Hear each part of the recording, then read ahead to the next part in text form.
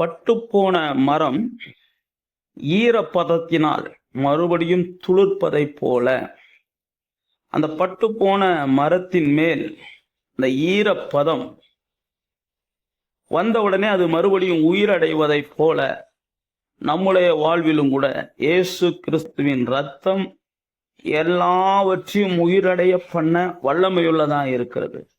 நம்முடைய வாழ்க்கையில எதெல்லாம் உயிரடைய வேண்டும், எதெல்லாம் உயர்வடைய வேண்டும், எதெல்லாம் மேம்பட வேண்டும், அல்லது எதிலெல்லாம் வளர்த்தி வேண்டும் என்று விருத்தி வேண்டும் என்று நாம் எதிர்பார்க்கிறோமோ அவைகளை எல்லாம் இயேசுவின் இரத்தத்தினுடைய அந்த வல்லமை, இயேசுவின் இரத்தம் நமக்குள்ளே பாயும் போது ஏற்படுகிற அதிசயங்கள் இதெல்லாம் வெளிப்படுத்துகிறது நமக்கு.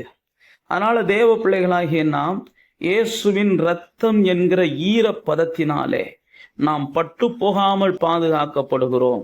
நாம் வாடிடாமல் வழிநடத்தப்படுகிறோம். நாம் எப்போதும் பசுமையும் எப்போதும் செழுமையுமாய் இருக்கிறோம்.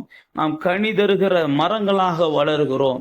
நாம் ஆரோக்கியம் தருகிற, ஆசீர்வாதம் தருகிற நீரூற்றுக்களாக நாம் மாறுகிறோம். அப்ப தேவ பிள்ளைகளாகிய நமக்குள்ளே இயேசுவின் ரத்தம் இருக்கிறது, இயேசுனுடைய ரத்தம் நமக்குள்ளே பாய்கிறது என்ற சிந்தையோடு இருந்தோமையானால் நாம் சிலுவையிலே இயேசுவை போல் ஜெயிப்போம்.